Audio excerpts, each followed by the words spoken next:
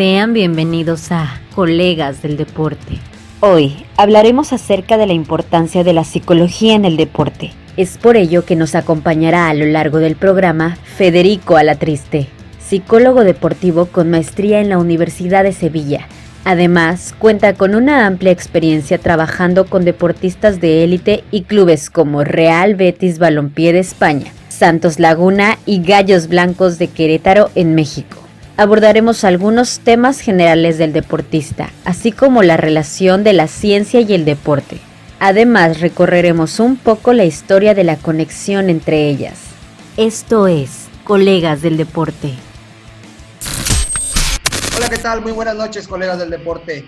El día de hoy tenemos a un invitado muy especial, Federico Alatriste, que nos comentará un poco acerca de lo que es la psicología en el deporte. Va a ser nuestro tema del día de hoy. Queremos acercar este tema a todos los entrenadores deportivos que nos ven, a los aficionados, a la gente que nos ha estado viendo durante estos programas. La verdad que estamos muy felices de la aceptación que ha tenido el programa. Federico, ¿cómo estás? ¿Cómo estás, Andrés? Buenas tardes. Bastante bien, estoy aquí en Querétaro, estoy en la ciudad de Querétaro y bueno, aquí guardándome en mi casa en estos días de cuarentena o de regresar a la nueva normalidad. Claro, también con nosotros está Citlali Gasga, exportera de los Tiburones Rojos del Veracruz, entrenadora. Ya la conocen para los que han estado viendo los capítulos anteriores de nuestro programa. ¿Qué tal, Citlali? ¿Cómo estás? Hola Andrés, hola Federico, mucho gusto. Bien, aquí seguimos dándole a nuestro cuarto programa y aquí vamos a empezar de nuevo. Quinto ya, Citlali.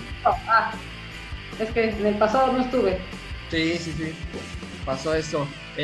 Nuestro compañero Alfredo Marín ahorita también estará con nosotros, se va a conectar para que no lo extrañemos tanto.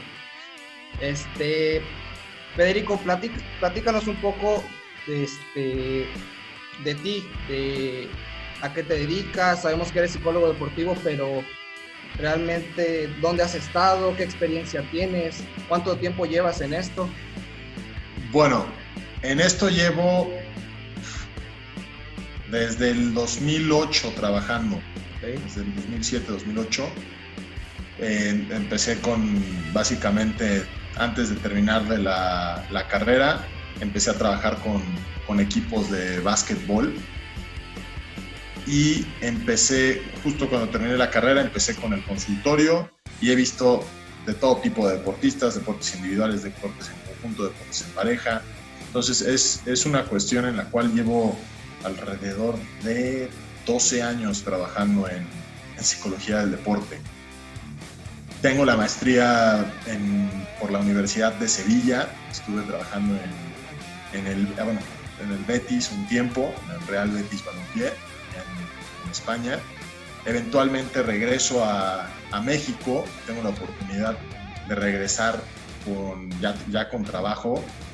Regreso a Torreón, regreso a trabajar con las fuerzas básicas de Santos. De Santos estoy un año allá y decido regresar por cuestiones de salud a Querétaro, en donde pues obviamente vuelvo a montar el consultorio abierto ya no solo nada más a futbolistas, sino a deportistas y atletas en general.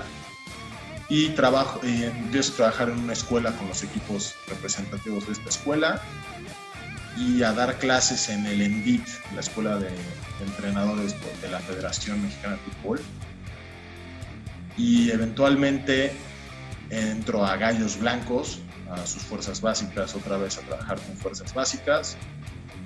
Y ahorita trabajo actualmente, tengo un consultorio, que de hecho sigo viendo pacientes, nada más que ahorita ya las sesiones ya no son presenciales, claro, sino son por esta maravilla del Zoom y el estar siendo creativos con los atletas. Y también trabajo con los equipos representativos de una universidad de aquí de Querétaro. Ok, Federico, como comentas, toca pues avanzar, seguir evolucionando, ¿no? Trabajar aquí por medio del Zoom, pues es la herramienta que tenemos. Mucha gente relaciona la psicología como algo malo, o cuando te está pasando algo malo tienes que ir con un psicólogo, pero muchas veces siento la gente no se da cuenta que también la psicología, y en esto que nosotros estamos tocando, que es el deporte, es parte fundamental. Entonces, por eso yo te quiero preguntar, ¿cuál es la función que hace un psicólogo deportivo? Bueno, el psicólogo deportivo, yo como lo veo es, antes de ser deportistas, son humanos. Claro. Entonces, como humano tienes que pasar por las mismas cosas que los demás, nada más que en el deporte. ¿Okay? Y esta parte que comentas, que muy bien, es muy cierta, es un mito que hay, de que las personas que van al psicólogo están mal, y yo quiero cambiar esa idea, y es más bien, las personas que van al psicólogo quieren estar mejor. ¿Okay? O sea, no necesariamente tienes que estar mal para querer estar mejor, puede estarte yendo bien, pero hay muchos atletas que quieren dar un salto, quieren recuperar una confianza, quieren hacer algo, y no quiere decir que estén mal. ¿Okay? Muchas veces se trabaja, hay cuestiones que sí son de crisis, que sí es de, oye, estoy en un hoyo, necesito a alguien que me ayude a salir, pero hay otras tantas, que es la mayoría, que es de, creo que puedo mejorar, no sé cómo hacerlo, o no sé de dónde sacarle, bajarle más décimas de segundo a una prueba. O sea, y es el poder usar tu mente como un motor y que no sea un ancla. ¿Cuántas veces has oído de, no, es que no tuve la cabeza para poder llegar a ser profesional? Hay mucho talento desperdiciado, no solo en México, en el mundo en general, hay mucho talento desperdiciado porque no tienen la cabeza, la estructura, la capacidad emocional para poder dar ese salto y mantenerse. Okay. Si yo ahorita te pido que saltes y toques el techo de tu casa, ¿podrías? Yo creo que sí. Ok. Si te pido que lo toques por 2 segundos, ¿podrías? Sí. ¿Saltando? Bueno, no, allá se me complicaría. Tendrías que volar y desafiar la gravedad. Entonces, muchas veces el éxito es muy parecido a esto. Es una cuestión en la cual el deportista llega, toca y luego cae. Y la diferencia entre poder mantenerse arriba o no es que le evitemos. Muchas veces, porque aquí no es una cuestión de desafiar la gravedad, es simplemente el saber controlarte ante situaciones de presión, saber exigirte, tener la disciplina, tener las estrategias emocionales para poder lidiar. ¿Por qué México tiene tan buenos resultados en fuerzas básicas, en cuestión mundial, o sea, en categorías menores, en cuestión mundial? Pues porque a esas edades se les da un seguimiento diferente, se les da un apoyo diferente. ¿Okay? Y conforme va aumentando la competencia, se vuelve más difícil y necesitamos más herramientas. Entonces, muchas veces esas herramientas son herramientas que cada vez es más difícil adquirir. Sí. ¿Tú sabes cuánto tiempo le toma a un atleta de una disciplina individual 2 centímetros? 2 centímetros es la diferencia entre que tu tiro en el golf, por ejemplo, esos 2 centímetros, esos 2 grados, 2 grados que mueves la cara del bastón, es la diferencia entre que te vayas 50 metros hacia la derecha o que caigas en el green. Entonces, esa misma finura o ese mismo sentimiento es lo que se tiene cuando trabajas mentalmente, porque esos 2 grados es la diferencia entre un profesional y un amateur, alguien que se mantuvo arriba y alguien que no lo logró. Okay. Entonces, por lo que estoy entendiendo, el cuidado, algo fundamental para el deportista de alto rendimiento o el profesional, es el cuidado de las cosas pequeñas, ¿no? De pequeñas circunstancias o pequeños detalles, el cuidado de los detalles dentro de la disciplina, ¿no? Como mencionas, 2 grados puede ser lo que nos separa del éxito al momento de una competencia. Tengo otra pregunta. Sabemos, bueno, Citlali y yo ahorita somos entrenadores, concluimos nuestra carrera como futbolistas, bueno, al menos yo, y ahorita estamos viendo esa parte como entrenadores y estamos, la verdad, yo estoy dando ese paso, y dentro del club que administro, soy el encargado, el director deportivo, quiero saber qué relación debe de tener el psicólogo deportivo con el entrenador, porque vemos en primera división que siempre en el cuerpo técnico está el psicólogo deportivo. Ahora en Latinoamérica o en el fútbol mexicano me he dado cuenta que cada vez más se está adaptando esto, algo que antes no pasaba. Yo lo veía antes en España, con la selección española que estaba Joaquín Valdés, si no me equivoco, estaba en la selección española. Entonces, de un tiempo acá ya se ha adaptado en México. Entonces, ¿qué relación debe tener el psicólogo deportivo con el entrenador? Bueno, el psicólogo deportivo es muy importante su trabajo en conjunto con el entrenador. Si el entrenador se resiste a que el psicólogo trabaje, el trabajo del psicólogo pasa a ser muy poco efectivo, y entonces cumplen con de no, es que el psicólogo no sirve para nada. Y pues no es tanto que no sirva para nada, sino más bien, es un trabajo tan minucioso y, como tú dices, de tanto detalle, porque no es lo mismo decir nos ganaron a perdimos. Sí.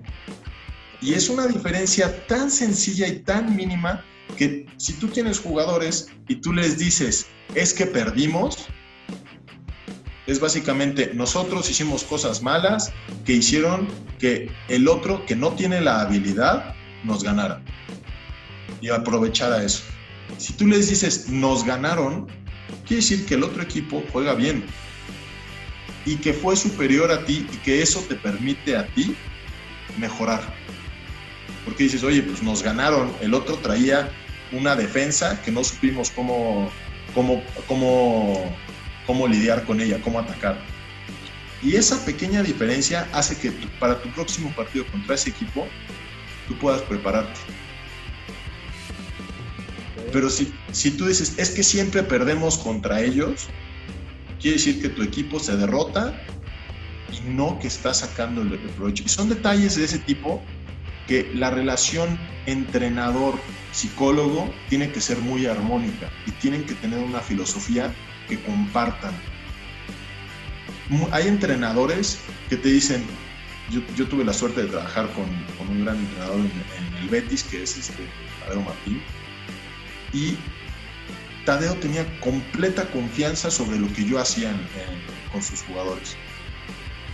Ha sido una de las mejores experiencias que he tenido, porque él me pedía que yo estuviera en la banca, que ha sido uno de los pocos entrenadores, ha habido otros que les gusta que yo esté en la banca cuando están en partido. Pero esa relación armónica es lo que hace que el trabajo fluya. Y tiene que ver con la relación que no necesariamente es de irse a echar chelas con el entrenador, sino es una relación en el que, sí, porque sí. Hay que aceptarlo, las chelas resuelven mucho. Sí, Citlali se ríe, pero sabe que hay muchas cosas que se pulen en unas chelas, desde el parado técnico con los aleros y la salsa de catsup y todo esto. Así es como se arreglan las cosas. De 9. Exacto.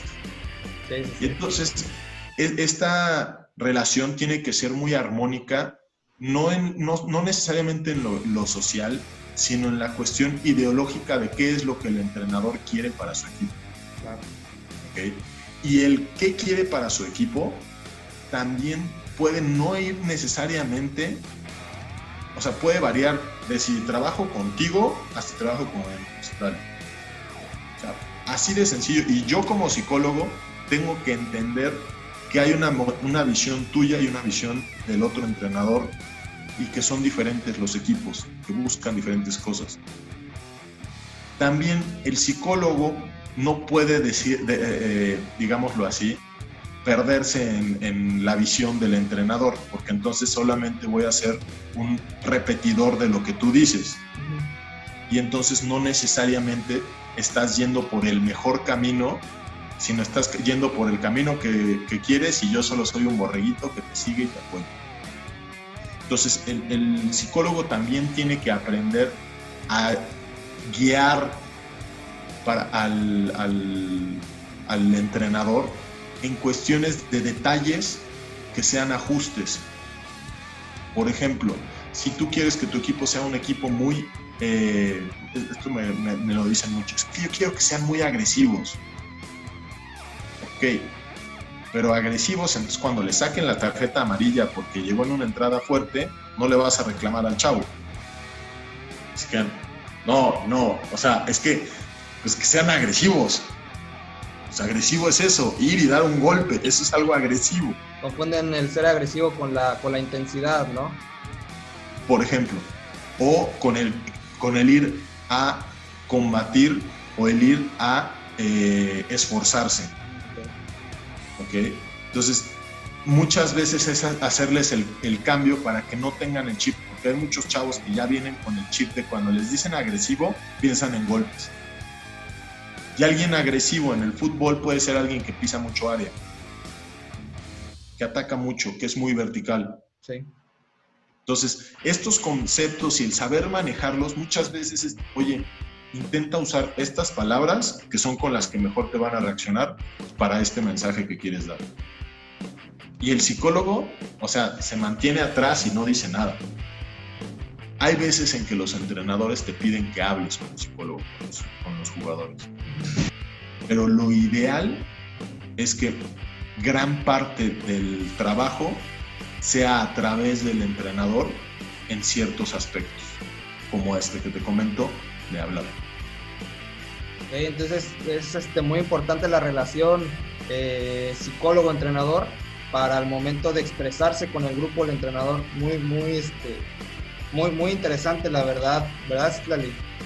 Sí, la verdad, como mencionan, ahora sí que tiene que ser un trabajo a la par, tanto el entrenador como el psicólogo, para poder llegar o hacer que los jugadores estén en el punto más alto de competencia. Oye, Federico, yo te tengo una pregunta. Bueno, son varias. La primera que te voy a hacer es, como ya mencionó Andrés, nosotros somos parte de un equipo de fútbol, pero pues en este caso nosotros vamos manejando. Quería preguntarte, ¿consideras que nosotros como entrenadores deportivos debemos tener conocimientos sobre la psicología para poder tratar a los jugadores? Bueno, yo te diría que como tratar como tal, no tanto. O sea, digámoslo así, hay una gran diferencia entre saber medicina y saber primeros auxilios. Sí. ¿Ok? Entonces, el entrenador tiene que saber los primeros auxilios para poder decir, pasa esto, se necesita esto. Hay muchas veces en que en equipos no tan grandes, no en clubes, sino en equipos más chicos, el entrenador la tiene que hacer de preparador físico, de utilero, de entrenador, de segundo entrenador, de papá, de directivo, de todo.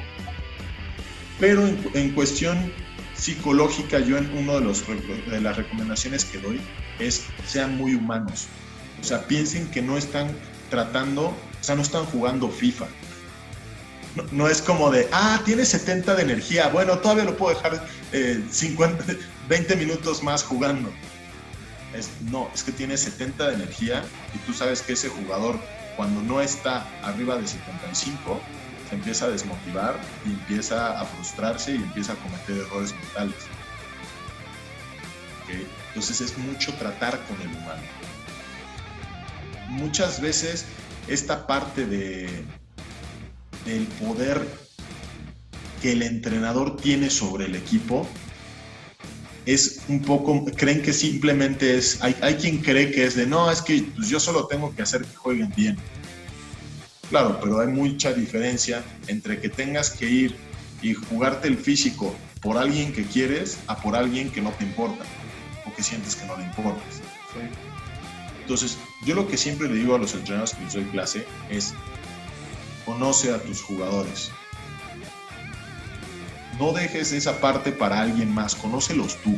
Y conocerlos no es necesariamente el que digas, les invito unas chelas, que también chelas de nuevo salen a la luz. Al convivio, sí. Sino es simplemente pregúntale, oye, ¿y cómo es tu familia? No, pues, y te vas a encontrar historias súper tristes, súper fuertes, y te vas a encontrar historias que dices, pues es lo más normal del mundo, papá, hermanas y mamá, todos viven en la misma casa y son felices.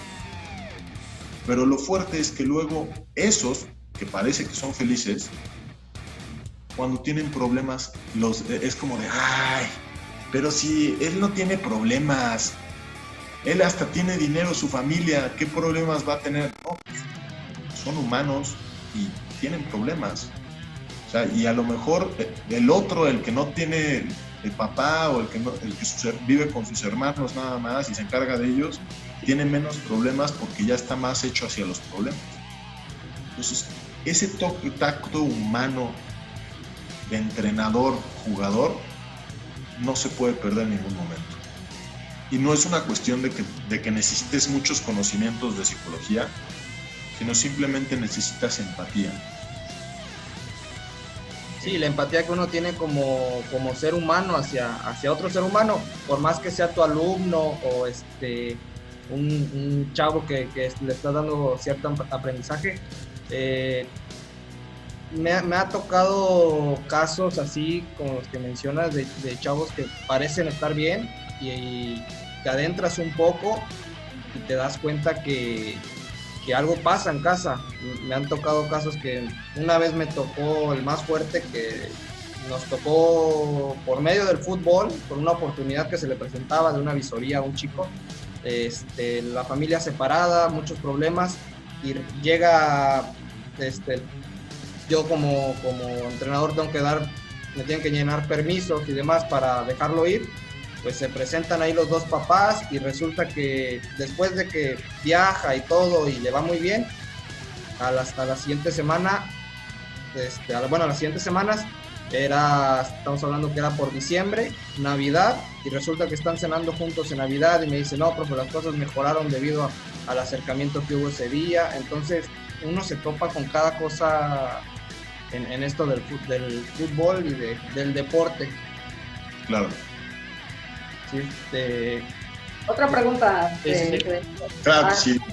Nosotros como entrenadores, ¿hasta qué punto o hasta qué límite podemos llegar? Porque muchas veces los jugadores y jugadoras como que rebasan, y nosotros hasta qué punto podemos frenar, porque para no malinterpretar las cosas. Bueno, eso tiene que ver mucho con la persona. Hay personas que son muy sociables, hay personas que es fácil que abran su vida a otras personas. Y yo algo que creo es que es muy importante que los entrenadores, si no quieren perder autoridad sobre el grupo, manejen una línea que cada quien sabe dónde está, cada quien decide dónde está, su propia línea, y esa línea sea una cuestión en la cual dices, mira, podemos hacer todo esto, pero aquí tenemos que pararlo. O sea, yo he sabido de entrenadores y de cuerpos técnicos que se van, por ejemplo, el equipo de mujeres del Betis era un equipo muy unido. A mí tuve la suerte de trabajar con el primer equipo femenil del Betis, y era un equipo muy unido, y era un equipo que, no solo hacía asados, sino de repente fue así de, oye, vámonos todos a la playa. Y se iban en un fin de semana cuando no tenían partido, cuando ya había terminado la temporada, se fueron un fin de semana a la playa y se fueron con el utilero, se fueron con el de medio, o sea, y era una cuestión en la cual esa libertad que ellos tenían era porque tenían muy claro en qué momento les iban a exigir y que ellas tenían que responder. Al momento en el que tu límite no te está funcionando, es cuando te das cuenta de que ese límite mal puesto puede terminar siendo un problema. Okay. Por ejemplo, si tú no, pongamos, si tú dices, ¿sabes qué? Vámonos a cenar con el equipo a tal lado. Y entonces de la cena el equipo dice, oye, ¿sabes qué? Vámonos todos al antro. Oigan, pero si nos vamos al antro mañana tenemos que entrenar, entonces, no, sí, que mañana entrenamos, que bla, bla, bla. Si al día siguiente tú no los pones a entrenar y les das el día libre porque todo el mundo se fue al antro, ahí es cuando esa línea, o sea, la empiezan a empujar cada vez más. Y entonces es una cuestión en la cual ya no hay un límite, y entonces el día en que alguien llegue y te diga, no, es que estoy súper crudo, no te preocupes, vete a tu casa a descansar. Y entonces son estas cuestiones en las cuales hay quien te dice, no, pues ¿sabes qué? Pues sí, no entrenamos, pero porque esa persona sabe gestionar ese no entrenamos. Por eso lo que pueda hacer para ti, a lo mejor te sirve a ti, pero no le va a servir a Andrés.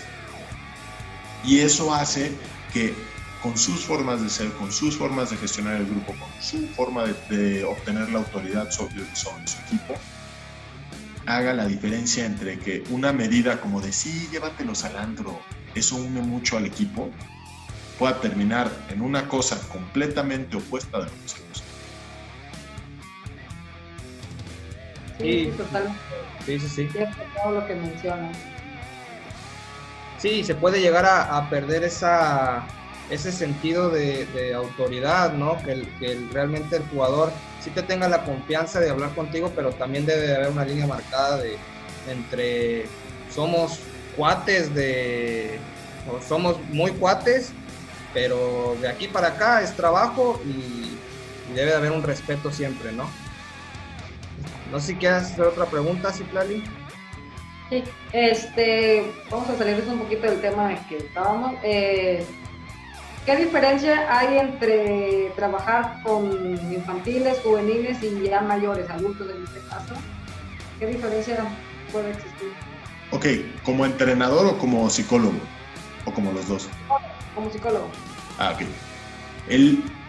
La diferencia más grande entre estar con niños a estar ya con adultos es el niño no tiene un pensamiento abstracto muchas veces y el adulto sí. A partir más o menos de los 12 años ya te empiezan a entender lo que son los conceptos abstractos. Un niño que es más maduro de lo normal, te das cuenta de eso porque antes de su edad, antes de los 12 años, está entendiendo conceptos abstractos. ¿Qué me refiero con conceptos abstractos? Tú a un niño de 10 años le dices, ¿cómo te sientes? Y te va a decir, triste. Y a lo mejor está frustrado. Y entonces todas las emociones negativas las encajona en triste y solamente existen las emociones, o sea, existe el estado de triste o de feliz o normal. Lo chistoso es que cuando están enojados, muchas veces dicen que están tristes. ¿Okay? Entonces, esa gran diferencia hace que el trabajo psicológico tenga que ser diferente para una persona que tiene más de 13 años que para alguien que tiene menos de 13 años. ¿Okay? Porque de todas maneras tienes que enseñarles a los niños a que empiecen a reconocer sus emociones, a que empiecen a poder poner en palabras lo que sienten. Y esto es un tema que todos los humanos lo hacemos, pero que si el deportista no lo hace, le cuesta más trabajo el poder lidiar con situaciones que lo van a hacer mejorar.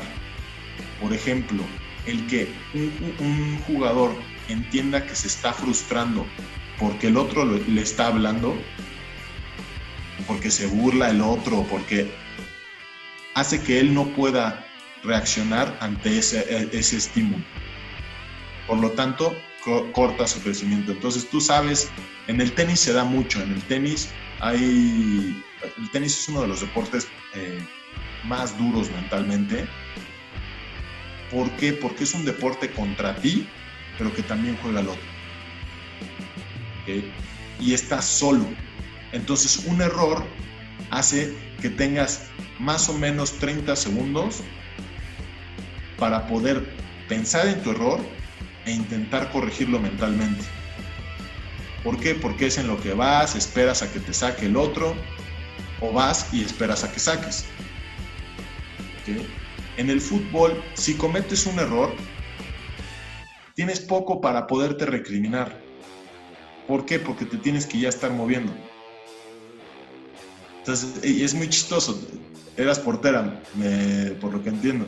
Entonces, ¿qué tanto veías que si una de tus centrales la regaba, se quedaba y manoteando, y de repente veías que ya le habían ganado 3 o 4 metros en ese gesto nada más de levantar la cabeza y decir la regué?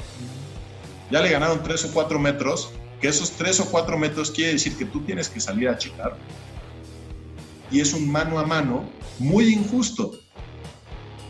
Cuando, si no tiene ese retraso de levantar la cara y decir qué hice, y simplemente sale corriendo, a lo mejor no son 3 o 4 metros, sino es 1 metro y medio.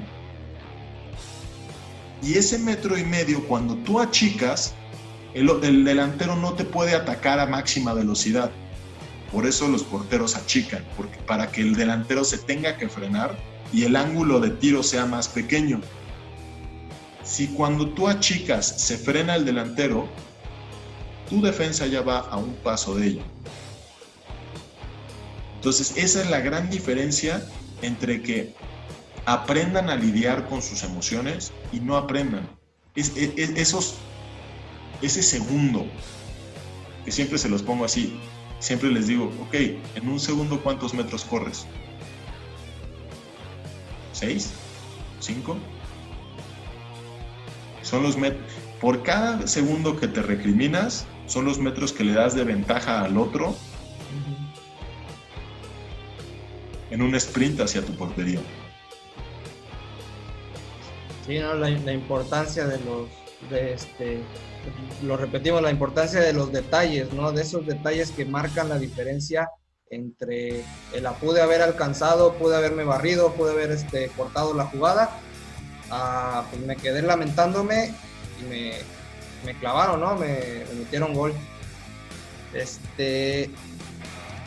Ahorita vamos rápido a una nota que nos preparó producción acerca de la historia de la psicología en el deporte.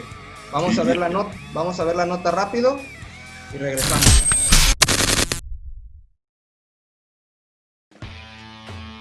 A lo largo de la historia ha sido comprobado que en el deporte se involucran distintas ciencias y una de ellas es la psicología. Pero la relación entre ellas no estuvo desde los inicios del desarrollo de la disciplina.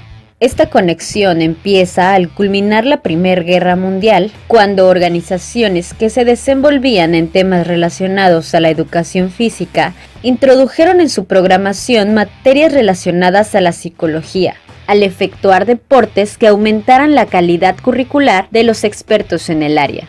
Los estudiosos de la psicología más resaltantes de la época, que formaban parte de las organizaciones educativas de actividades físicas en Leipzig y Berlín, fueron Schultz, Zippel y Jess. Estos profesionales de la educación física entre los años 1921 y 1928 publicaron informaciones resaltantes sobre las actividades físicas, el deporte y su relación con la psicología. Sus temas resaltan la importancia filosófica de estas disciplinas, tomando de ejemplo procesos experimentados. Para la época de la Segunda Guerra Mundial, se publicaron los estudios relacionados en la Universidad de Leipzig por Otto Klemm. en donde el tema se relacionaba al aprendizaje motor. En el año 1930, cuando se crea el Instituto Central de Investigación Científica de la Educación Física, se convierte en un acontecimiento vital para el desarrollo de la psicología y las actividades deportivas. La información que resaltaba para ese entonces eran relacionados a los atletas, la importancia del control de la mente para realizar deportes, desarrollo de la resistencia y el control de los nervios previos a realizar actividades físicas. Todos los procesos de investigación que se desarrollaron permitieron que los análisis relacionados a la psicología y el deporte se convirtiera en una disciplina de importancia en países como la Unión Soviética. Sin duda, este fue un parteaguas de gran importancia para próximos estudios en la psicología del deporte. En la actualidad se siguen teniendo avances en los estudios que se realizan, ya que es evidente que el estado psicológico de los competidores deportivos influye de forma relevante en la obtención de sus resultados. Por lo tanto, es claro que no podemos obviar la importancia de la salud psicológica de los mismos si queremos conseguir un buen rendimiento. De ello se encarga la psicología del deporte.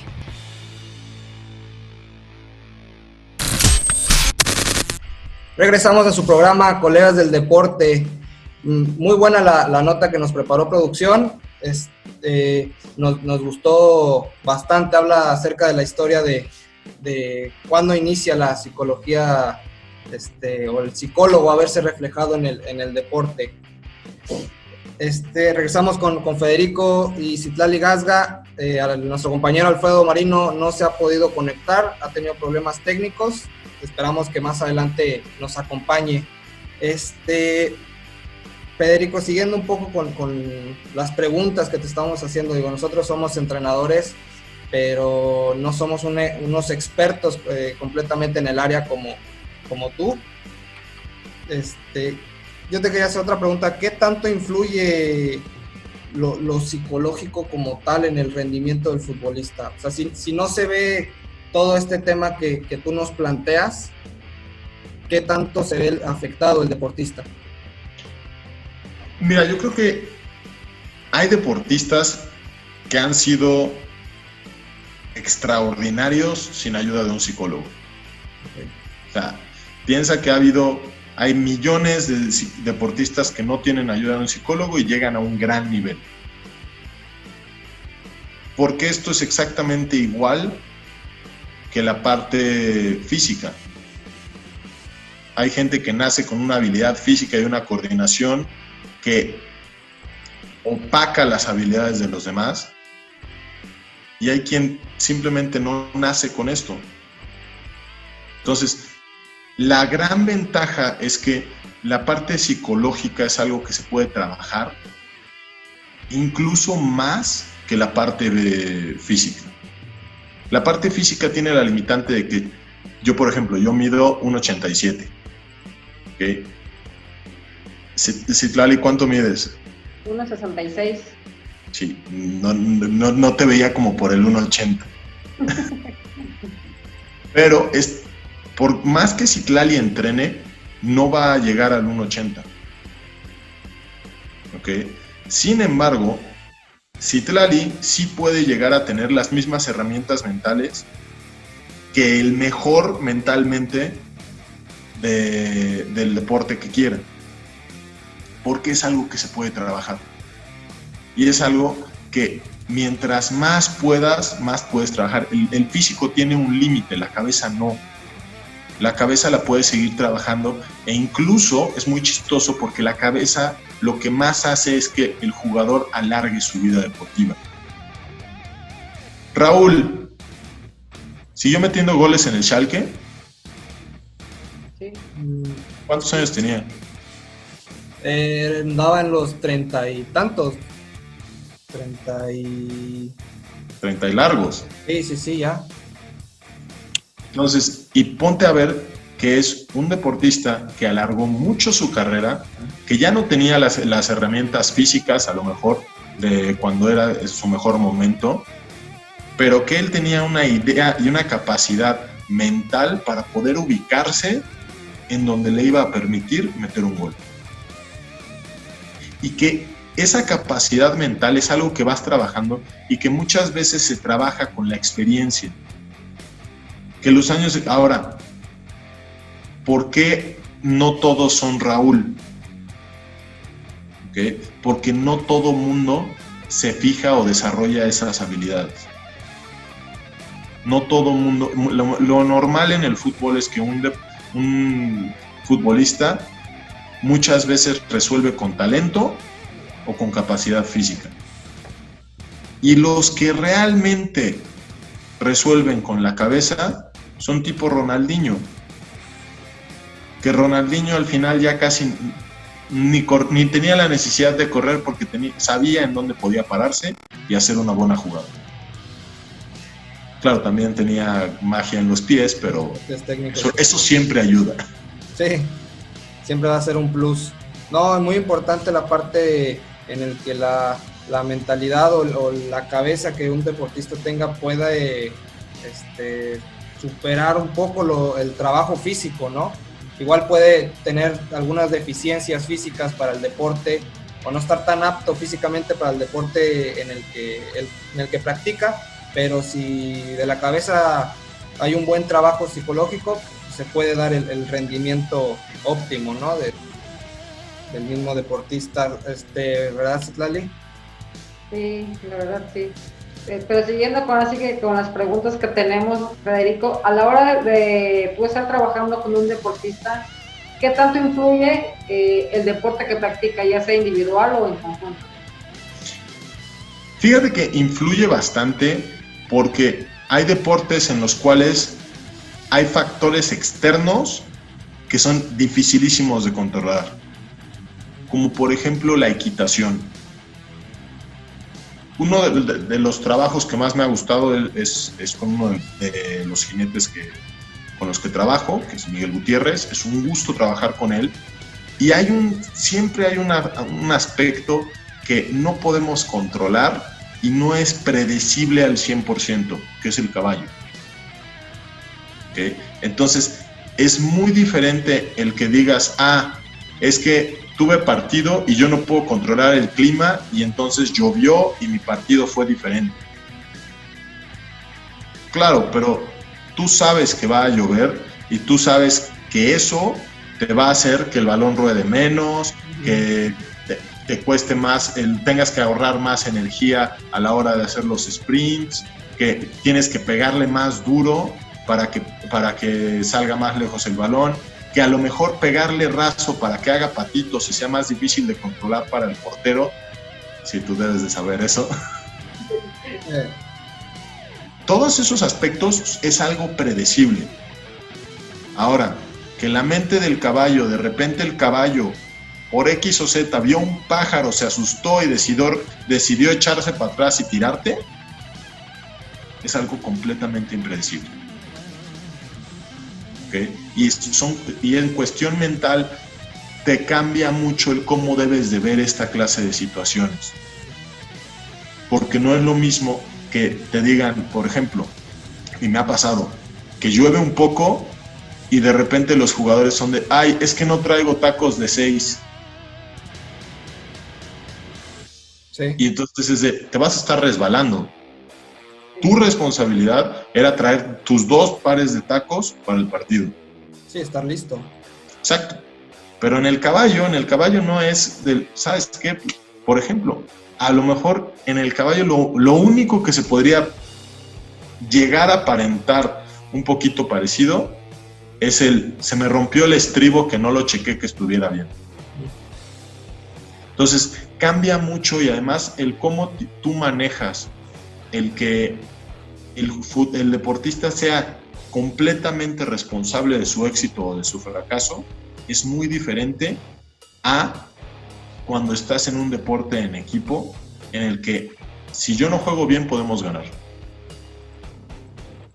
En el fútbol, si yo soy delantero y yo juego mal, todavía podemos ganar. Pero en el tenis, si juegas mal, el otro tiene que ser muy malo para que le ganes. En los deportes individuales, cuando tú lo haces mal, la responsabilidad cae al 100% sobre ti y el resultado cae casi al 100% sobre ti. ¿Por qué digo casi al 100%? Porque puede ser una cosa de suerte en el que dices, ¿sabes qué? Se cayeron 3 y yo iba corriendo súper mal y de todas maneras les gané, pero porque había 3 brothers en el suelo.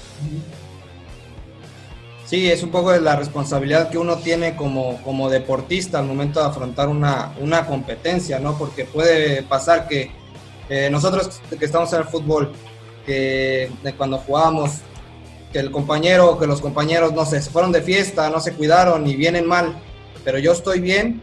Si yo sé que di todo y que trabajé bien mi partido, pero mi grupo, mi equipo no lo trabajó bien por circunstancias de, no tanto del partido, sino de que no se cuidaron, que no fueron responsables, pues ahí entra ya otro tipo de situación. Y es importante también pues, trabajar eso, que el deportista no se frustre por cosas que a veces no están en las manos de uno, ¿no? Claro. Avanzando un poco en las preguntas, aquí tengo una que escribí, me llamó mucho la atención. Sabemos que pues, los deportes, hay muchísimos deportes, pero a la hora de trabajar con un deportista, ¿cuál es el estado óptimo en el que debe de estar el deportista antes de afrontar una competencia importante? ¿Cómo uno puede decir, ya está para ir a competir? O decir, le falta un poquito de esto. ¿Cuál es el punto óptimo? Hay un concepto que es el estado de flow o el estado óptimo de rendimiento o estado ideal de rendimiento. En algunas literaturas lo conocen como el estado combativo óptimo, y esto tiene que ver con el nivel interior del deportista en cuestión de activación mental y emocional. Okay. Este estado ideal de rendimiento, estado de flow, es un estado en el cual el deportista se vuelve muy atemporal y fluye. Y es de eso de que generalmente lo distingues porque le dices, oye, ¿cómo hiciste esto? No sé, solo me salió. Y es como esa magia en la que el portero se avienta y de repente dices, no, pues es que, ¿cómo le hiciste para, una vez que te aventaste, te apoyaste con una mano en el suelo y sacaste el manotazo con la otra? Sí. No sé, salió. Entonces, esa falta de conciencia, pero buena ejecución, es uno de los indicadores de que el jugador está en flow, que es un estado de mucha concentración en el cual no le cuesta trabajo mantenerse. Ahora, el cómo sabes si el deportista está o no en flow, tienes que conocerlo. Cada quien entra diferente. Hay quien necesita aumentar revoluciones muchísimo y que necesita estar como en un caos mental que todo el mundo diría, no, pues es que le va a dar algo, pero para él se siente bien. Uh-huh.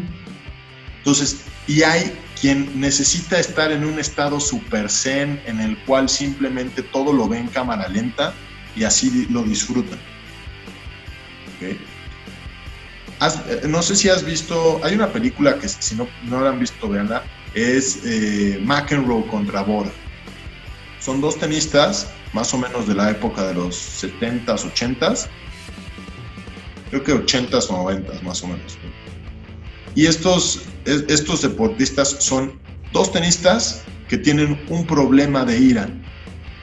Y es muy curioso, ¿por qué? Porque McEnroe, que son los dos existieron, McEnroe era un tenista americano con muchos problemas de ira. Y entonces él se enojaba en los partidos y se gritaba y empezaba a jugar mejor y se animaba, y entonces tú veías sus revoluciones y estaba voladísimo. Borg, en realidad, en la película te das cuenta de que también tiene un problema de ira. Nada más que él reprime todas las emociones que tiene. Y entonces él es de, no me puedo dejar llevar por las emociones, tengo que controlar al 100% todo. Y entonces son dos formas muy diferentes de fluir, pero que los dos fluyen. Entonces, tú tienes que, como entrenador, darte cuenta qué necesita cada uno de tus jugadores y qué indicadores tienen de que están en este estado mental que los permite fluir. Ahorita y esto sí es importante, quiero comentárselos. Es muy chistoso porque la música, ahora todo el mundo trae la moda de no, es que yo con la música, yo me pongo en sintonía. Y cuando les preguntas, oye, ¿qué estás oyendo? No, reggaetón acá bien chido. Y es como de, ¿y eso te ayuda a ponerte en sintonía con el juego? Sí, la verdad sí. O sea que solo lo oyes cuando juegas fútbol. No, pues, o sea, pues en la fiesta siempre lo traigo. Ah, entonces estás fluyendo hacia la fiesta. Y es una cuestión en la cual, como entrenadores, es importante generar este rapport. Y no es, o sea, para los jugadores profesionales es muy incómodo que les impongan estas cosas. Pero los profesionales son profesionales y ya tienen las herramientas mentales para que, aunque les pongas la música que quieran, ellos van a rendir porque son profesionales. ¿Okay? Pero los jugadores que no llegan todavía a ese nivel, muchas veces relacionan la fiesta con un estado de alegría con el que quieren entrar al partido. Y entonces ayuda mucho el que ustedes les digan, bueno, ok, escoge la música, pero no una música que escuches en la fiesta. Porque no quiero, o sea, cuando tú vas de fiesta relacionas con que estás feliz y que todo te sale bien y te la pasas bien. Aquí no venimos a pasárnosla bien.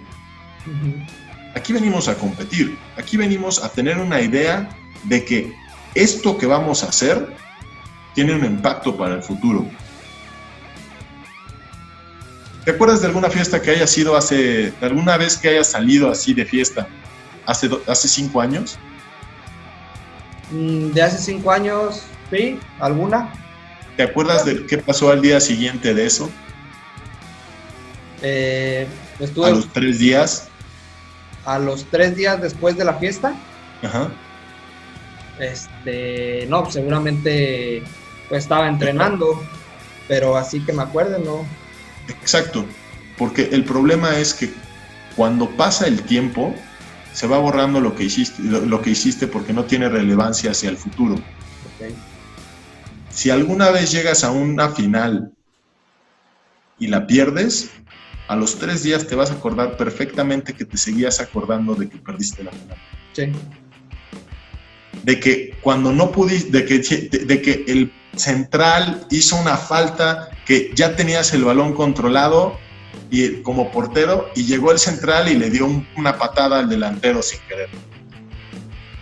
O lo empujó. Sí, con detalle. Y te acuerdas y a los 3 días dices, ¡ay, es que para qué Juanita empujó a la delantera! Entonces, te viene todo el cassette enseguida. Y lo recuerdas, y pueden pasar los años y te acuerdas del mismo cassette, y te acuerdas de que sí, estaba en mi casa y me acuerdo que me enojé y que le pegué así a la pared y por eso hay un hoyo en la pared de mi casa. Entonces, estas cuestiones de la música, relacionarlas con la fiesta o ponerles una música que sea agradable para ellos, que relacionen con el fútbol, son cosas y son detalles que van aportando y que van ayudando a que empiecen a entrar cada vez que oigan esa música en flow o en modalidad partido, digámoslo de esta manera. Ese es un punto muy, muy interesante y hasta ahorita me voy dando cuenta de eso, lo importante del tema de la música. Yo cuando jugaba, me acuerdo, siempre era una canción que salía en el anuncio de estos audífonos Beats, un anuncio de Neymar llegando a un estadio, sacaban la vida del futbolista como llegando al estadio, y siempre era esa. Yo sabía que si escuchaba esa canción, ya, iba a estar listo para el partido. Era hasta como una, le dicen, como, como una cábala, ¿no? De antes de estar al campo. ¿Alguna pregunta más, Citlali, que le quieras hacer a Federico? Tengo miles de preguntas, ya que estás me imagino. Tocando un poquito lo que tú mencionas, Andrés. Bueno, tú escuchabas música antes de llegar a un partido. En nuestro caso, como nos quitaban todos los celulares, llegábamos así, todos así directo, tenemos que estar concentrados directo a lo que teníamos que hacer.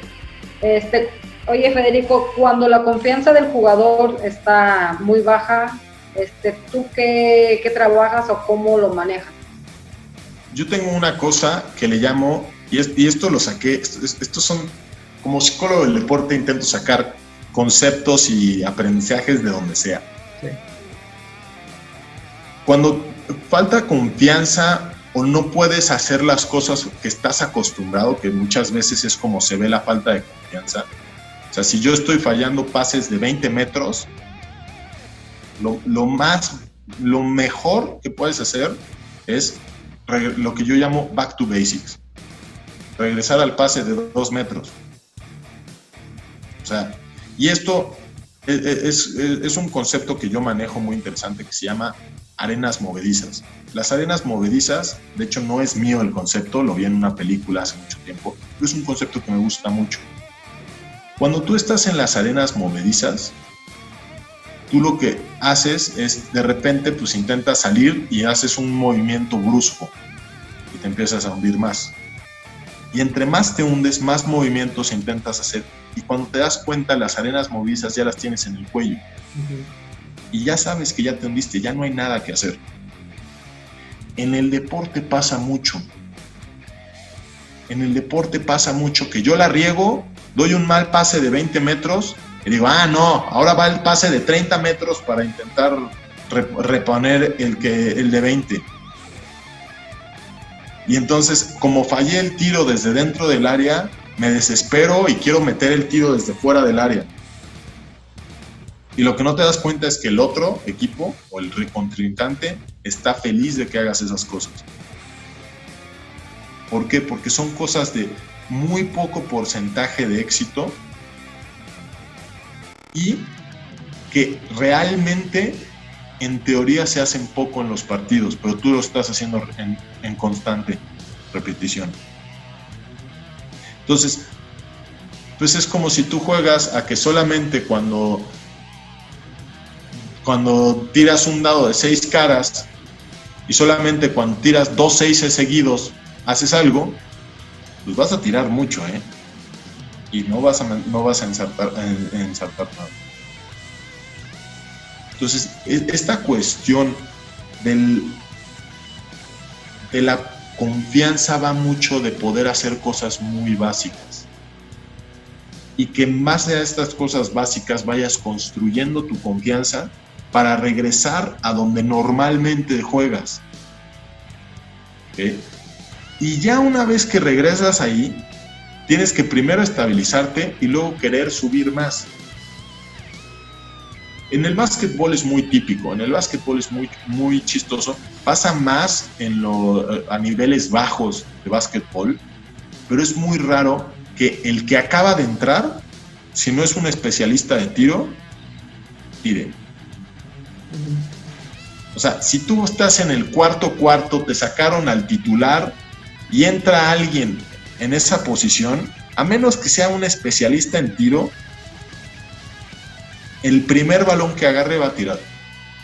Y si esa persona que acaba de entrar fría, sin haber jugado en todo el partido, intenta el tiro, muchas veces es, bueno, acabas de entrar, ¿por qué tiras? Espérate a que te muevas un poquito, a que agarres el ritmo del partido y ya luego tiras. ¿Okay? Yo, por ejemplo, jugué básquetbol en la universidad y muchas veces, o sea, no solamente enoja al entrenador el que acaba de entrar de la banca frío tire, sino enoja a los compañeros porque es de, tenemos que pelear por el rebote, tenemos que salir corriendo a defender y todo porque el estrellita que acaba de entrar frío cree que va a llegar a resolver el partido que llevamos 3 o 4 cuartos jugando. Y entonces el problema es que ese estrellita, a lo mejor sí es un buen jugador, pero al estar frío, no entender en qué ritmo está entrando el partido, pierde confianza. Y esa confianza que pierde hace que entonces se empiece a esconder. En el fútbol le llaman mucho esconderse a los jugadores del balón. Cuando te autodefiendes, básicamente. Sí. Y eso pasa mucho con los delanteros que entran de cambio o los volantes, que en cuanto no les sale una jugada como quieren o pierden un balón de manera tonta, se empiezan a esconder. Y entonces esa pérdida de confianza hace que no puedan seguir aportando como deberían. ¿Okay? Por ejemplo, el Barça tiene algo muy interesante. El Barça tiene un sistema en el cual los jugadores se pueden apoyar muchísimo porque es algo muy natural para ellos. ¿Okay? Por eso es que el Barça es tan selectivo con los jugadores que agarran. Porque son jugadores que tienen que entender el sistema en el que juegan. El único equipo que yo te diría que es parecido ni siquiera es de ese deporte, que son los Patriotas de Nueva Inglaterra. Los Patriotas tienen una magia que ya se les fue, que se llama Tom Brady, Sí. pero la otra magia que tienen es Bill Belichick, que agarra a un jugador y dice, este sí me va a entender lo que necesito. Y un jugador que nadie daba un peso por él, en un año se vuelve una estrella. En un año se vuelve un jugador que todo el mundo dice, es que qué buen jugador. Y lo más chistoso es que cuando lo sacas de ahí y lo metes a otro esquema, se vuelve ya no tan bueno, sino promedio. Sí, el acompañamiento que llega a tener entre compañeros de equipo, ¿no? Por decir, si mi volante por derecha pierde la pelota, que rápido esté el contención a recuperar un poco de lo que, como comentas, que trabaja el Barcelona.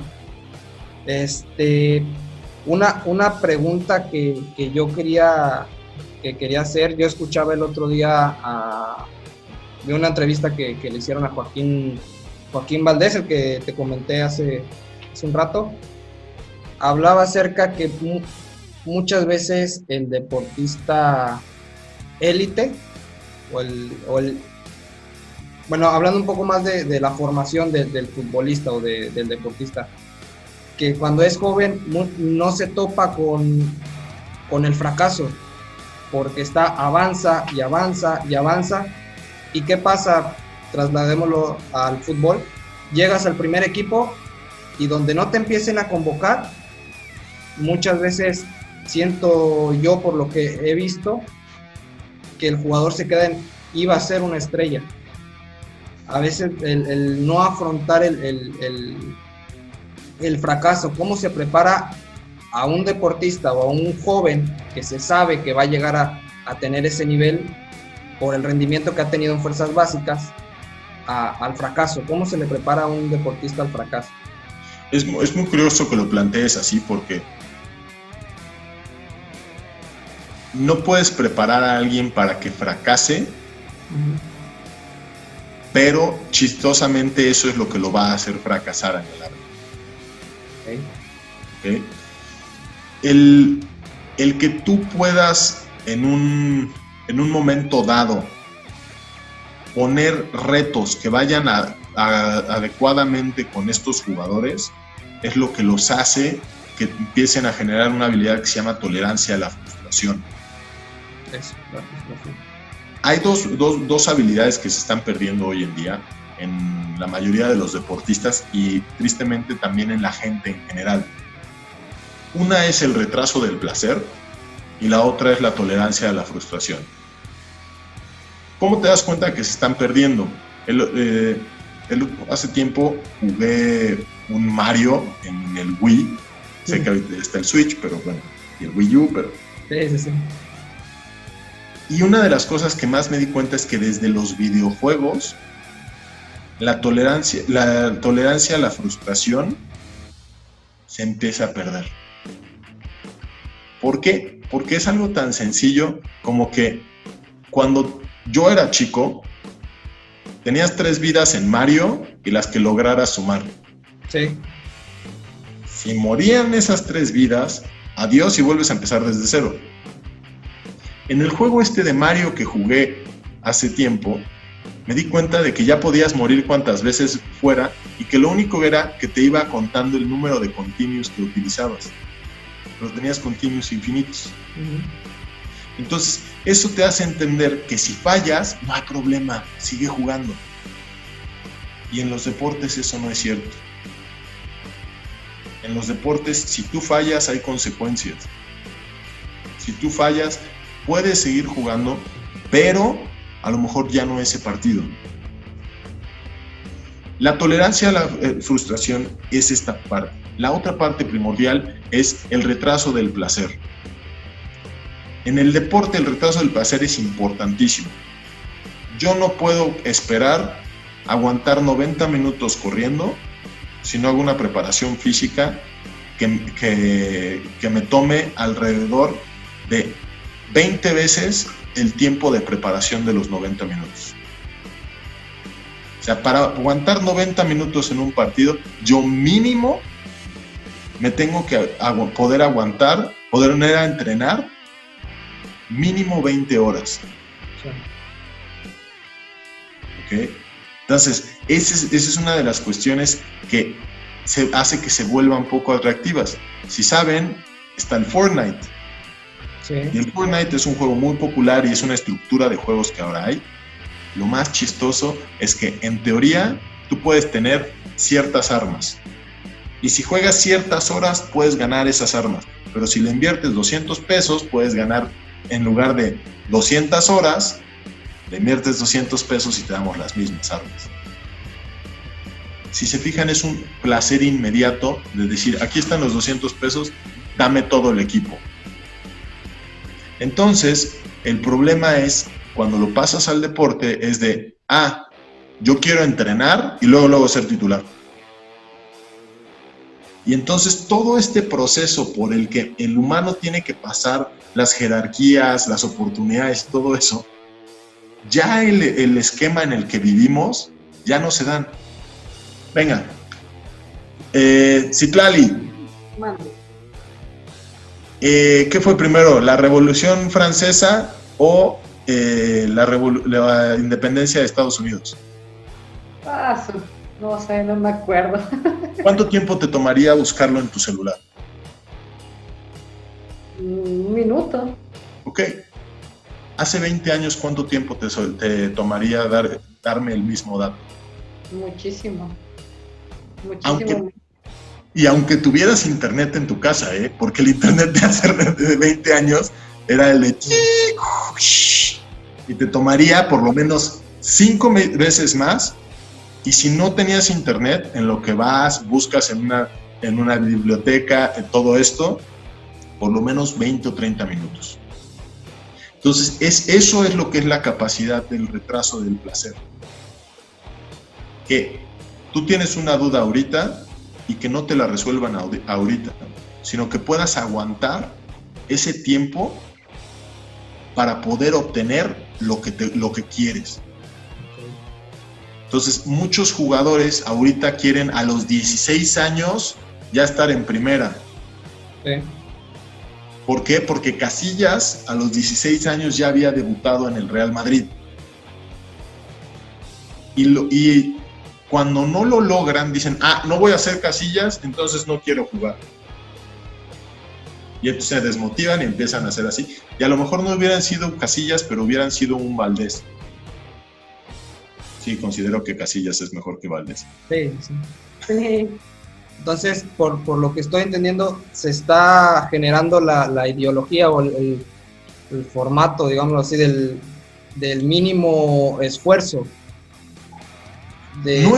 Curiosamente no es el mínimo esfuerzo, pero es la mínima paciencia o la mínima capacidad de espera. Ok. O sea, porque se esfuerzan mucho. O sea, créeme que ahorita es como de, eres bueno en tenis y te empujan todo lo que necesites para que tengas éxito en el tenis. Pero el problema es que nadie te dice que el éxito va a venir 8 años después de que empieces. Ok.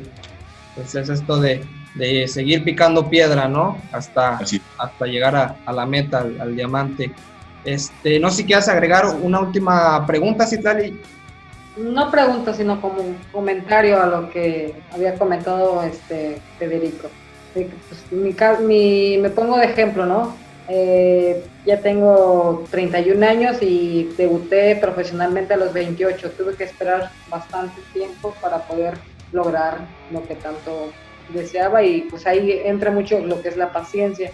Si yo me hubiera frustrado y si hubiera dicho no, ya no quiero, no hubiera seguido luchando por conseguir lo que es mi sueño.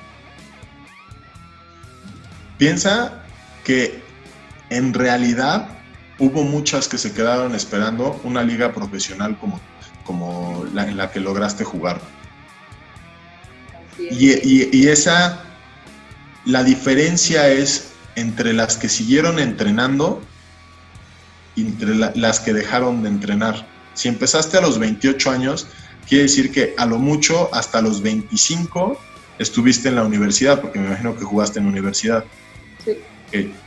Los años más difíciles para un deporte como este y una liga joven como la que es la Liga MX Femenil, es esos 3 años que tuviste de que saliste, te graduaste de la universidad a que empezaste a jugar en profesional. Son 3 años difíciles en el que realmente te tienes que mover por la propia motivación de jugar, por el amor al juego. Y que cuando todo mundo te dice, es que ¿para qué? Si no vas a llegar a vivir de esto, tienes que tener más fortaleza mental que cuando hay un camino claro que te puede llegar a hacer vivir de esto. Y es muy curioso porque hay jugadores de fútbol que no llegan a primera, pero sí viven del fútbol. Sí. Y eso es un camino viable. A mí me da mucho gusto, por ejemplo, que ahora sea también un camino viable para las mujeres. O sea, y que esto a la larga va a ir creciendo. Entonces, esta parte del no, ¿para qué? Porque me gusta. Y es suficiente motivo. Sí. Entonces, esa parte del poder esperar tanto tiempo de que pasen es algo que en realidad se necesita una habilidad mental para poder resistir. ¿Okay? En el Betis, por ejemplo, había una jugadora que era más grande que yo por meses, cuando yo estaba trabajando allá. Y entonces era muy chistoso porque allá las categorías son menos de 15 y más de 15. Y esta chica me decía, Fede, tengo 26 años y nunca había tenido la oportunidad de estar en un equipo grande como este. Y entonces es una cuestión en la cual sabes que es algo de mantenerse y es algo mental de seguir con la idea de yo quiero esto. Y esa es una de las habilidades que se están empezando a perder. Ok. No, bastante interesante esto que nos comentas. ¿Cómo debe de afrontar un deportista profesional el retiro? Mira, el retiro es un proceso complejo que hay muchos deportistas que se deprimen. Sí. Que la depresión es algo común después del retiro. Y en algún momento un jugador profesional que estuvo en Gallos me comentaba, me dice, es que es fuerte que simplemente un lunes te retiras un domingo y el lunes en la mañana te despiertas a nada. Y es una sensación fuerte, es una sensación de vacío y en realidad es una pérdida lo que sufre el deportista profesional al momento del retiro. Y esta pérdida tiene que ver no solamente con una cuestión laboral, sino viene con una cuestión de identidad. ¿Okay? Lo que los ha caracterizado por los últimos X número de años se pierde.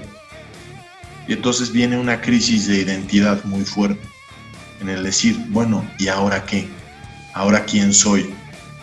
¿Ahora por qué soy importante para el mundo? Porque además, cuando te retiras, pasas a ser de alguien que tenía mucha atención, y no tienes que ser una estrella para tener atención. De acuerdo. O sea, esto es lo fuerte. Pero pasas de ser alguien que era una referencia para a lo mejor un círculo cercano a una incógnita de qué te vas a dedicar ahora. Y es muy fuerte, ¿por qué? Porque la sociedad presiona.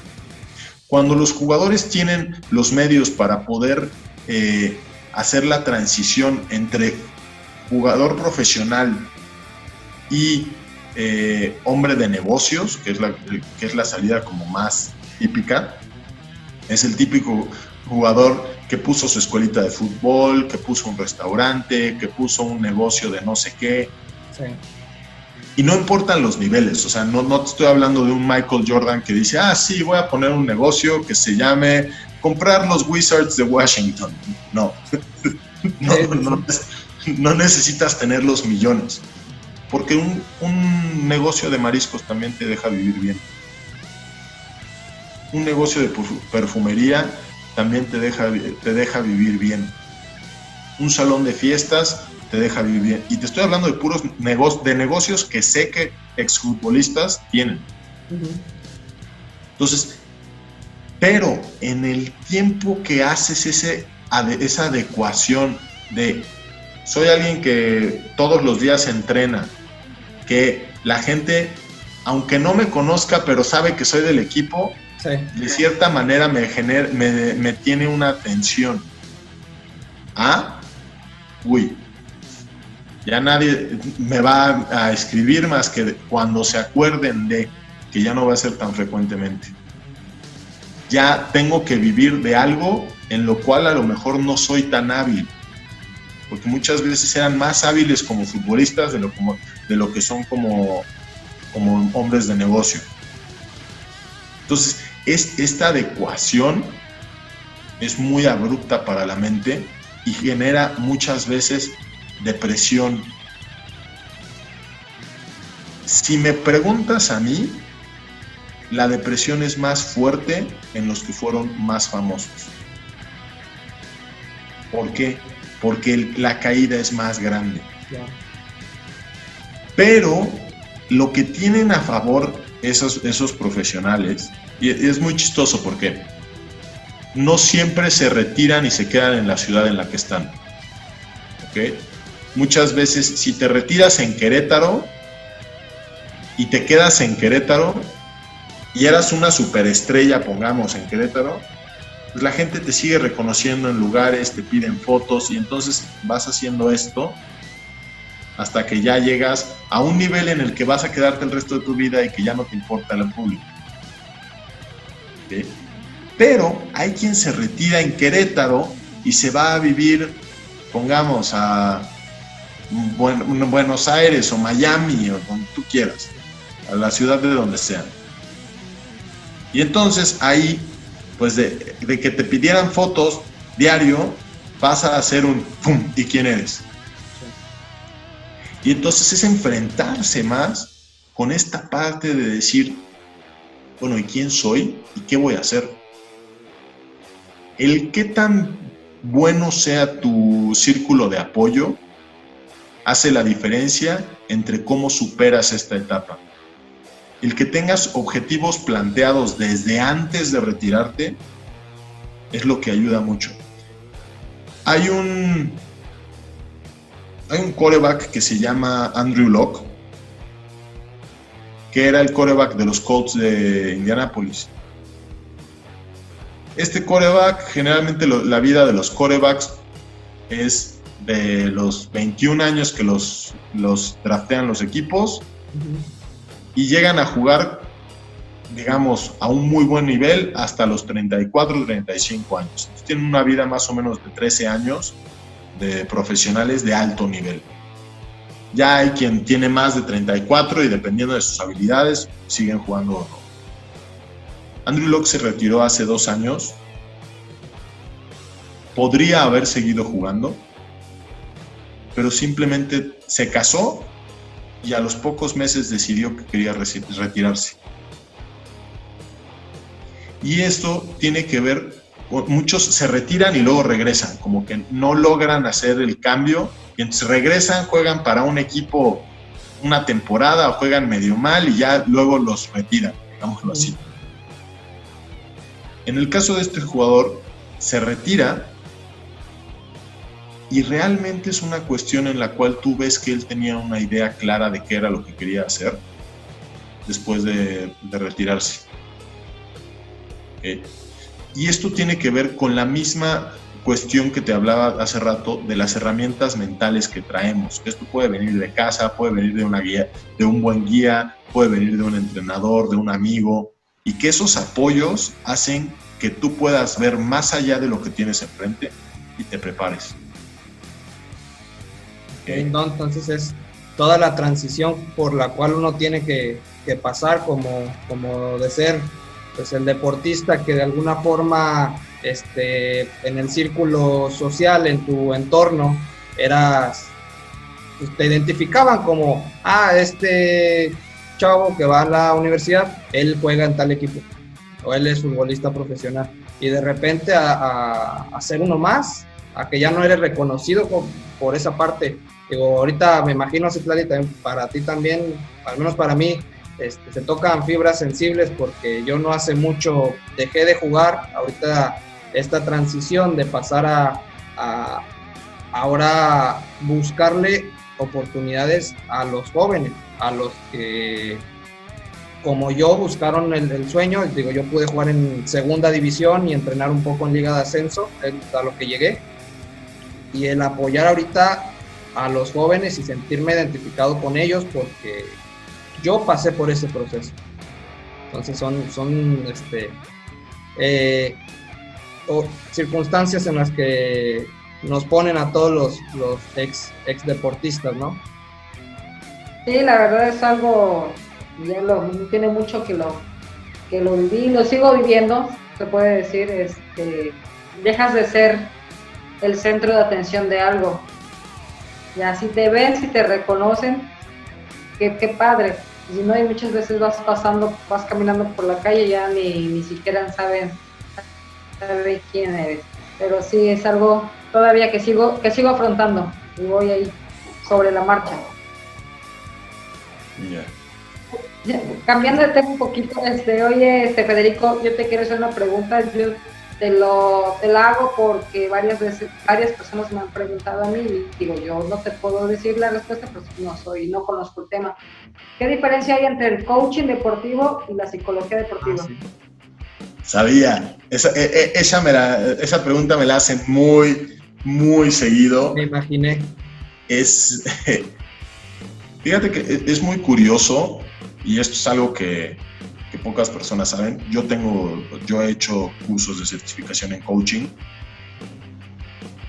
El coaching originalmente nace como una herramienta de la psicología, que es una forma de tratar ciertos problemas. El problema es que cuando el coaching crece más de lo que en realidad puede tratar, hay muchos coaches que te intentan tratar hasta la depresión por medio de coaching.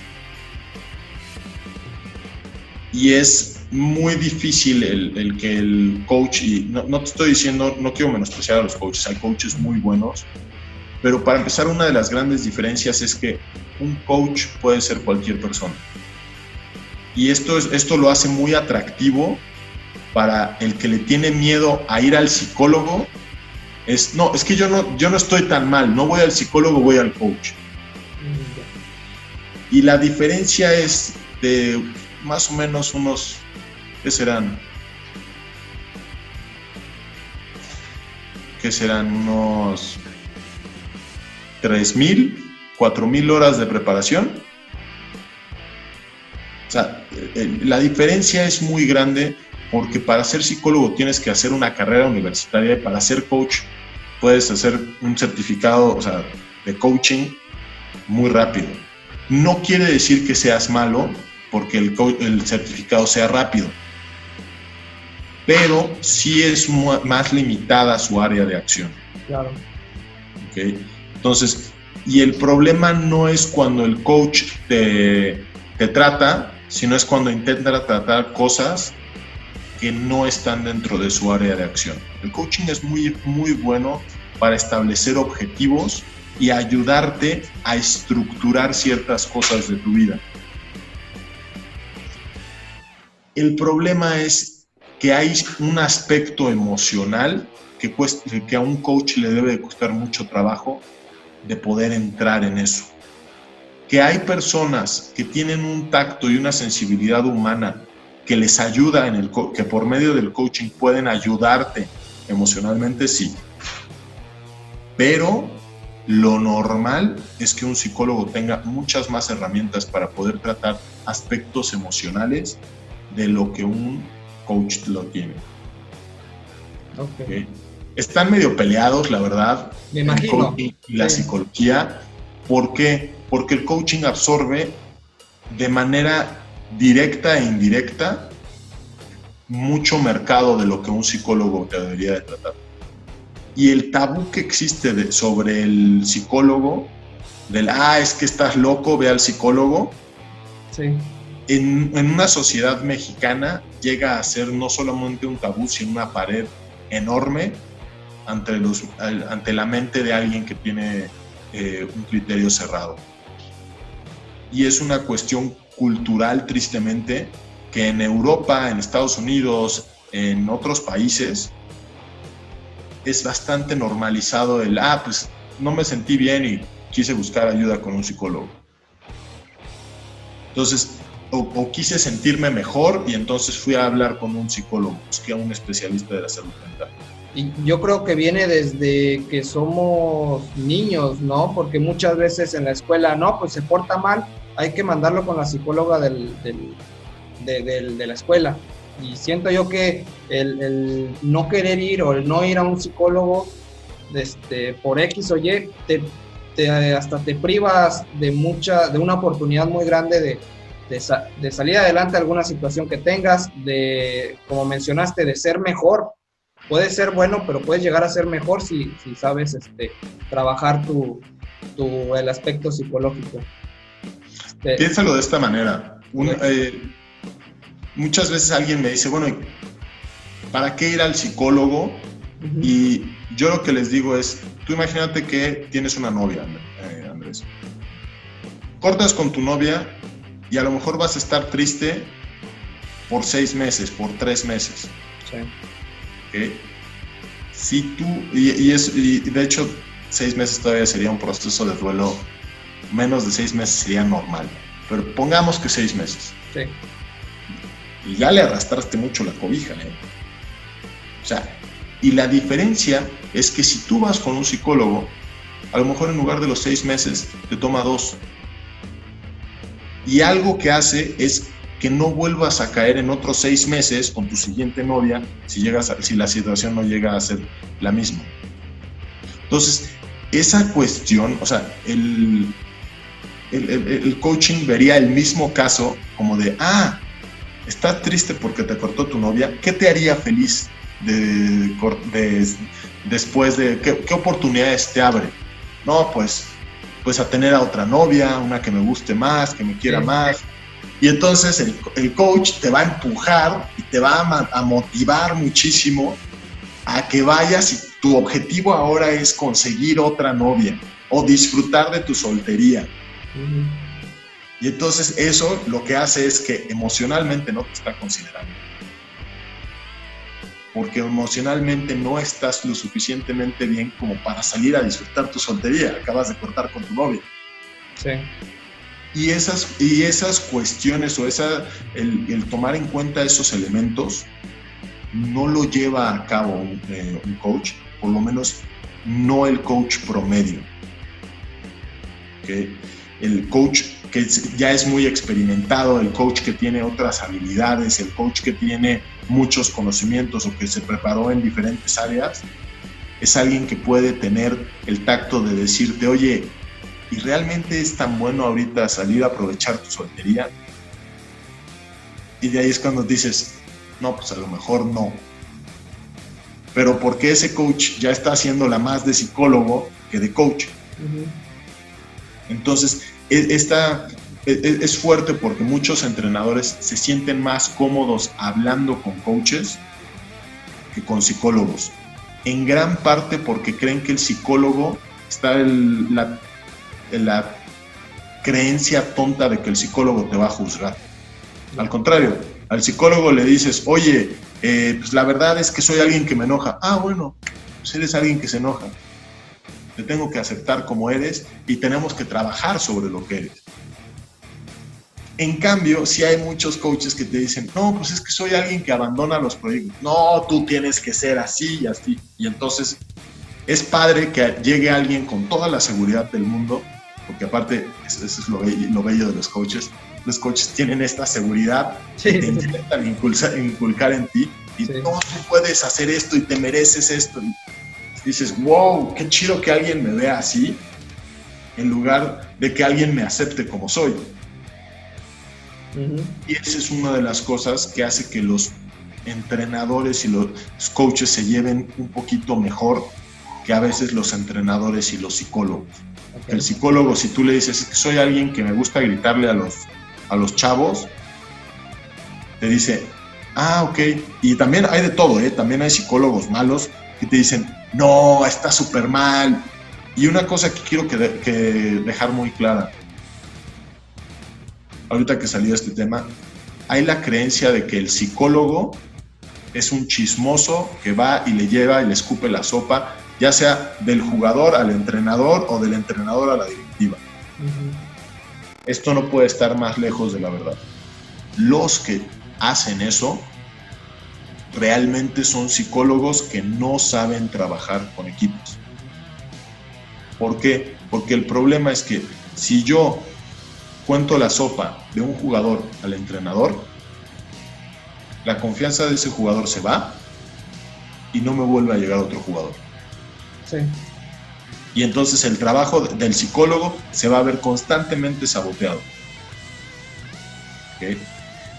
Uno de los problemas es cuando se junta el que algo se enteró, que esto me ha sucedido en lo personal y es de las cosas más frustrantes y destruye relaciones, es que algo se entera por otra parte y creen que fue el psicólogo.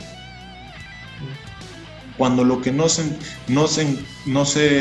hacen conscientes es que tú le pagas al psicólogo para que no diga.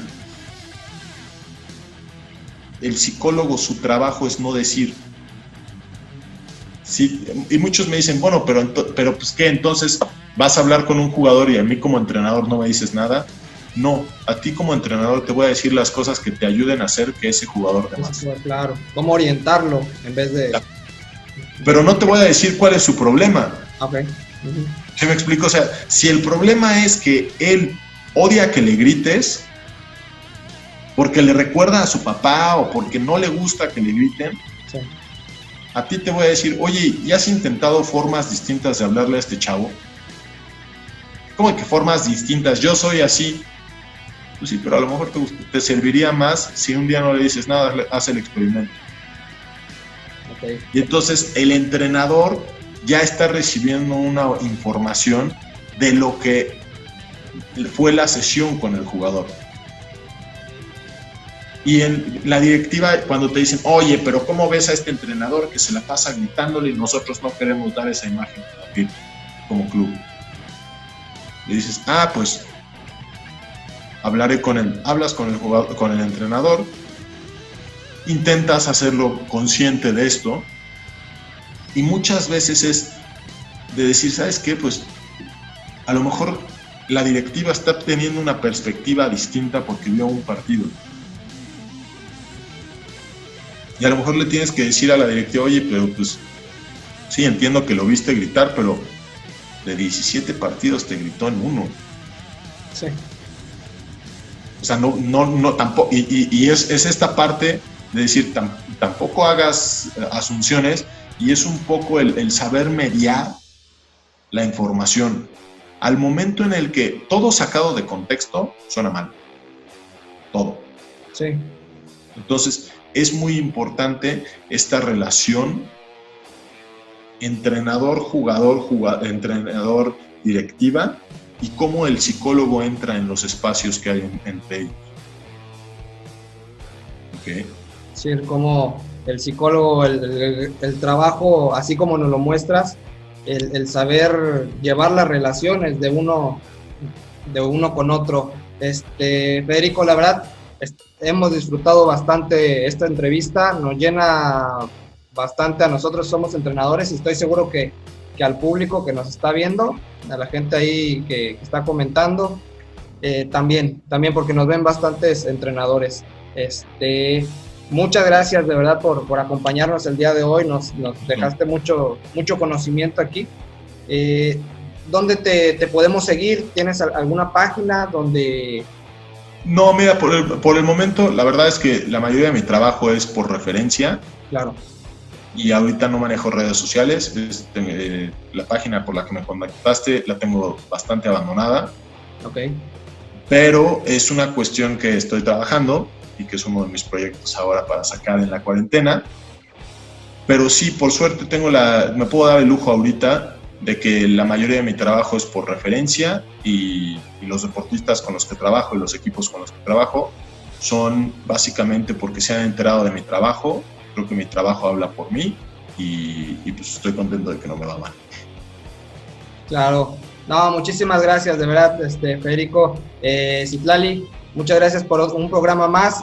Esperamos que lo hayan disfrutado y esperamos, Federico, nos puedas acompañar en futuros programas. Ha sido un gusto. Sí.